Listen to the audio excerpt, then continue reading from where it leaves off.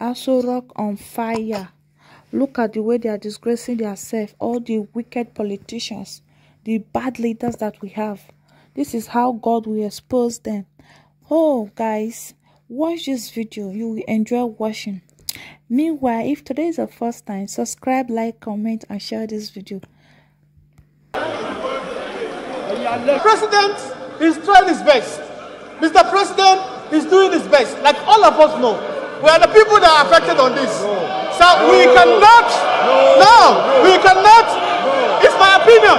It's my opinion. I have every right to talk. I have every right to talk. It's my opinion. Mr. Speaker, thank you for projecting our said.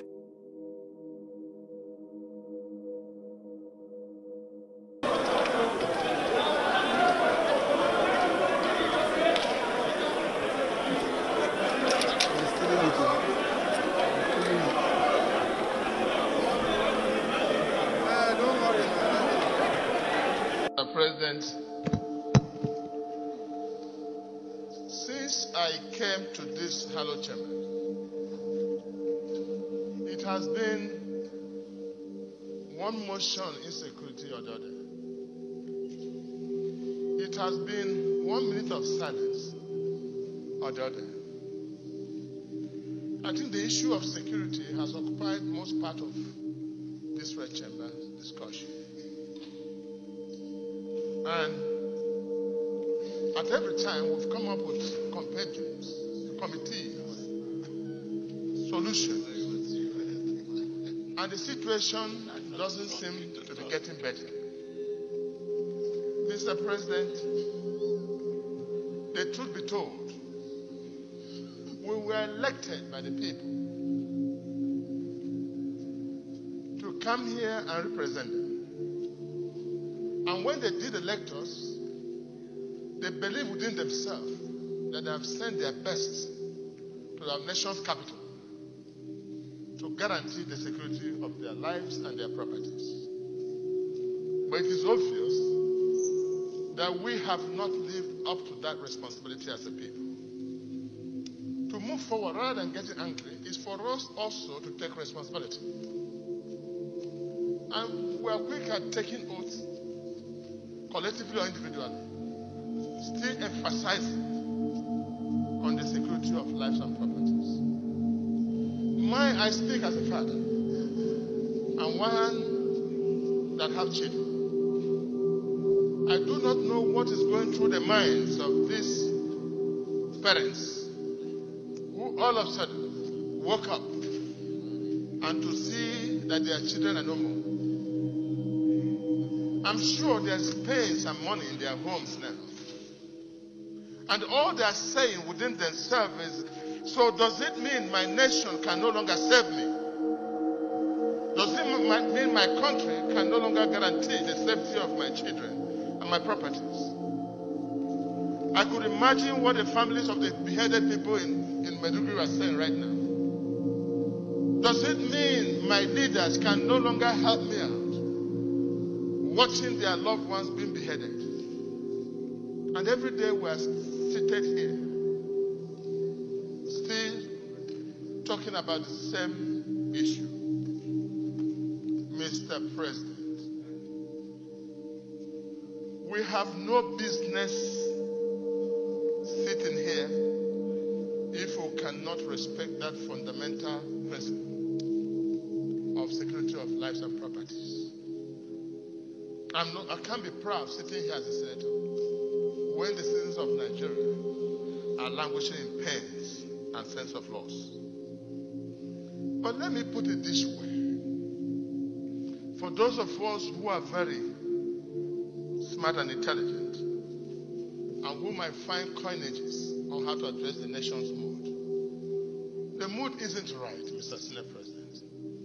And what has not been spoken here is much more than what has been spoken in the minds of the people, no matter the act of pretense or posture. The truth be that we have a challenge, a very big challenge. And we have only one commander-in-chief of the armed forces of the Federal Republic of Nigeria, our dear President, President Muhammad Buhari, on whose table stops the final authority of this nation. We we need to have a discussion, either by our invitation or by his own invitation. And we must sit down as elected people, not appointed people, who now represent the people to find a way forward. If Mr. President needs any form of help, whatever sacrifice we can make to help him succeed, we have to do that. But if there is nothing like that, Mr. President should take responsibilities. We do not have two presidents. And let us stop this issue of Chief of Army Staff resign, this resign, this resign. Let us rather see how we can talk with our president as elected people. There are only few elected people in the Federal Republic of Nigeria. Just as the president was elected, is the way also we're elected. So we have to meet as elected people, represent the people, to discuss this matter. And ask Mr. President one question. Our dear President, what are the challenges you have? How can we help to stop these insurgents and this? If you have anything, we can now make the sacrifice and help him. But if Mr. President does not need our help, then Mr. President should take responsibility and show the lead and bring these insurgents to an end. But we, as a nation, and thank God that this Senate, irrespective of where they come from, are speaking out for this. An injury to any part of this country is an injury to all of us. So mine would be to insist that a meeting be called, either by Mr. President or by us, to look at the way forward. Anything that can bring rift again between these two arms of government will rather worsen the situation. May I appeal to all of us to bury our hatchet of anger and see how we can now collectively meet to look. Why this is being done? Good communication helps to solve problems and pains of the heart. Mr. President, also, in the language you have spoken, Mr. President of the Senate, in the same manner, let leaders address the nation in their capacities to calm nerves. Communication is very, very key. Silence sometimes is not the best of the answer. We must communicate and engage the people to show understanding. I'm sure that we would have suspended the plenaries and the team would have moved to Katsina in our hundreds from National Assembly. Engage the families where possible and say, look, we're in this together. We shall fight to win this war.